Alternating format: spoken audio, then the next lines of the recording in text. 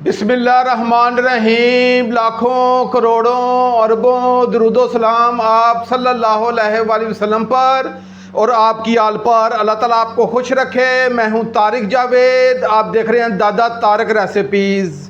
आज जो मैं आपकी रेसिपी लेके आया हूँ बहुत ही मज़ेदार, हम आलू और तोरी का सालन बनाएंगे। और मुझे यकीन है कि आज से पहले आपने आलू और तोरी का सालन कभी नहीं बनाया होगा। बहुत कमाल की रेसिपी है। इसमें क्या चीज़ कितनी डलनी है और इसे बनाने का क्या तरीका है, ये सिर्फ एक मरतबा आपने इस नाचीज़ की रेसिपी आलू तोरी का सालन बनाना है। इंशाल्लाह घर के तमाम अफराद आपकी तारीफ भी करेंगे और प्लेटें भी चाट जाएंगे। बहुत कमाल की रेसिपी है। आइए अपनी रेसिपी की तरफ चलते हैं। जी मैंने आधा किलो ये घिया तोरी ली है और ये बहुत ही मज़ेदार बनती है। आज आपने मेरे तरीके से सालन बनाना है। इसे मैंने 1 से 2 पानी अच्छे तरीके से धो लिया है और इसके आगे से और पीछे से मैंने थोड़ा सा ये काट लिया है। अब इसके जो छिलका है ये हम इसे काट लेंगे और आपने छुरी की मदद से ये छिलकों को आपने उतार लेना है। बहुत कमाल की और जानदार रेसिपी आज मैं आपको दूंगा, ये आप बनाइएगा, इंशाल्लाह घर के तमाम अफराद बड़े शौक से खाएं। मैंने 2 तोरियों के ऊपर से छिलके उतार लिए हैं। इसी तरह मैं तमाम तोरियों के छिलके उतार के आपकी खिदमत में हाजिर हूँ। मैंने तमाम तोरियों के छिलके उतार लिए हैं। अब एक बर्तन लूँगा, इसे आपने गोल काट लेना है। बिस्मिल्लाह गोल कटिंग करनी है। मैं आपको कैमरे की आंख से करीब से भी चेक करवा रहा हूँ। इसी तरह मैं तमाम तोरियों की गोल कटिंग करके आगे क्या करना है फिर मैं आपको बताती हूँ। मैंने तमाम तोरियों की कटिंग कर ली है। अब इसी तरह गोल कटिंग करनी है। अब इसे मैं एक तरफ रखूँगा। आज की रेसिपी के लिए मैंने 250 ग्राम 1 पाव ये आलू लिए हैं और इसके मैंने छिलके उतार लिए हैं। सबसे पहले इसे दरमियान से मैं काटूँगा। दरमियान से काट के आपने एक पीस के ये 2 टुकड़े कर देने और 2 टुकड़ों को आपने आपस में मिला के इसकी बारीक कटिंग करनी है। और ये चकोर साइज़ का हमें आज आलू चाहिए। ये मैं आपको करीब से भी चेक करवा रहा हूँ और इसे काटने का क्या तरीका था मैं ये आपको बता दिया। इसी तरह मैं तमाम आलूओं को चकोर साइज़ में काट के आपकी खिदमत में हाजिर हूँ। जी मैंने तमाम आलूओं की कटिंग कर ली है। अब इसे मैं एक तरफ रखूँगा। जी चूल्हे की फ्लेम को मैंने ऑन कर ली है, ऊपर कढ़ाई रख ली है और आंच को मीडियम रखा है। मीडियम आंच आप देख लें। इस आंच पे ये आज की कुकिंग होगी। और हाफ कप ये ऑयल है, ये मैं डाल दूंगा। बिस्मिल्लाहिर्रहमानिर्रहीम। और ये हमारे आलू हैं जिसकी हमने चकोर साइज़ में कटिंग कर ली है, ये मैं डाल दूंगा। और इसे आपने 5 से 6 मिनट अच्छे तरीके से फ्राई करना है और इसका थोड़ा सा सुनहरी कलर हमने लेके आना है। ऐसे सुनहरी कलर आएगा, मैं आपको कैमरे की आंख से करीब से भी चेक करवाऊंगा। आपने आलूओं को थोड़ा सा सुनहरी करना है, फिर देखेगा कितना ज़बरदस्त और कमाल का जायका आज की हंडिया में आएगा। जी मैंने आलूओं को फ्राई कर लिया है और मैं बिल्कुल आपको कैमरे की आंख से करीब से इसलिए दिखा रहा हूँ ताकि आपको पता लगे कि आपने कितना फ्राई करना है। अब ये दोबारा आलू मैंने इसलिए निकाले हैं। अब यही आलू मैं इसी में दोबारा डालूंगा। ये हमारी तोरी है जिसे हमने पहले कटिंग कर ली है, ये डाल देंगे। बहुत ही आसान तरीके से ये मैं आज आपको रेसिपी दूंगा। इसे मैं 2 से 3 मिनट अच्छे तरीके से फ्राई करूंगा।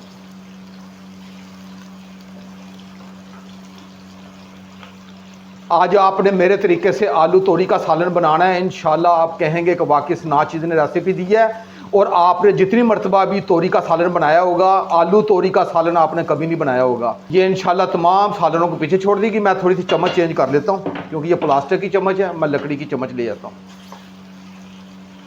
आपने इसे 3 से 4 मिनट तोरियों को फ्राई करना है इसी ऑयल में। कि मुझे तोरियों को फ्राई करते हुए 3 से 4 मिनट हो गए हैं। अब मैंने 2 अदद मीडियम साइज़ के ये प्याज लिए हैं, इन्हें बारीक चॉप काट लिए, ये डाल दूंगा। और इसे भी मैं 2 से 3 मिनट अच्छे तरीके से फ्राई करूंगा। जी मैंने प्याजों को भी 2 से 3 मिनट अच्छे तरीके से फ्राई कर लिया है। अब 1 टेबलस्पून ये लहसुन का पेस्ट है, ये मैं डाल दूंगा। और इसे भी मैं 1 से 2 मिनट अच्छे तरीके से मिक्स करके फ्राई करूंगा ताकि लहसुन का जो कच्चापन है वो ख़त्म हो जाए और लहसुन की जो फ्राई करते वक्त बहुत ही प्यारी सी खुशबू आती है वो आनी शुरू हो जाए।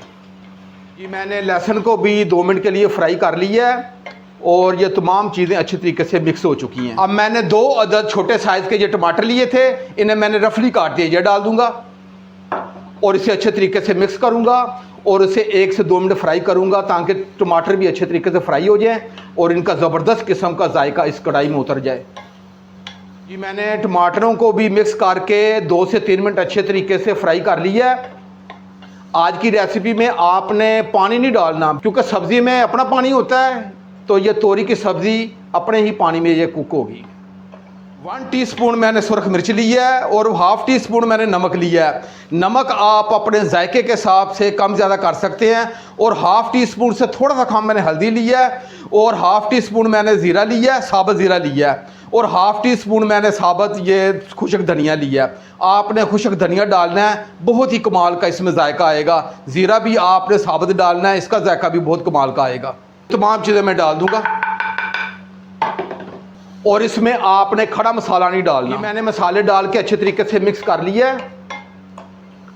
अब मैं आंच को दम वाली आंच रख दूंगा और आंच कितनी चाहिए वो मैं आपको चेक करवाता हूँ। और आंच आपने इतनी रखनी है, ये बिल्कुल दम वाली आंच है।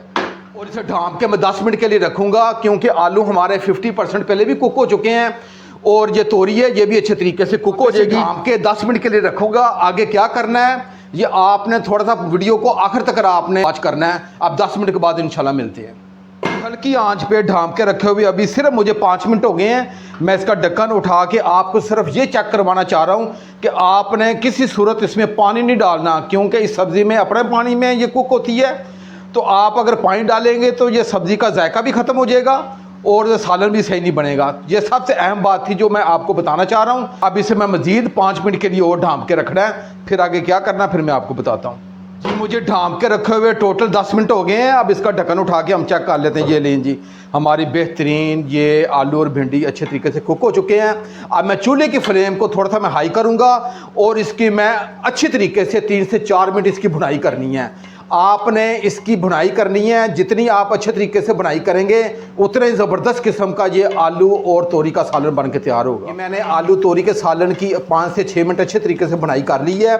आपने भुनाई करते वक्त कंजूसी से काम नहीं लेना है। अब इसका ऑयल भी अलग हो गया और ये बहुत ही ज़बरदस्त किस्म की इसकी खुशबू भी मेरे पूरे किचन में महक चुकी है और मैं आपको कैमरे की आंख से बिल्कुल करीब से भी चेक करवाता हूँ। ये देखिएगा, चूल्हे की फ्लेम को मैं हल्का कर दूंगा। मैंने 3 अदद ये हरी मिर्चें ली हैं, इन्हें बारीक काट लिया है। ये सबसे आखिर में आपने डालना है और इसका जायका और फ्लेवर बहुत ही कमाल का है। हाफ़ टी स्पून ये गरम मसाला ये मैं डाल दूंगा और चूल्हे की फ्लेम को मैं ऑफ़ कर दूंगा और ये थोड़ा सा धनिया भी डाल देंगे। चूल्हे की फ्लेम को मैंने ऑफ़ कर दिया है और इसे ढांप के मैं 5 मिनट के लिए रखूँगा।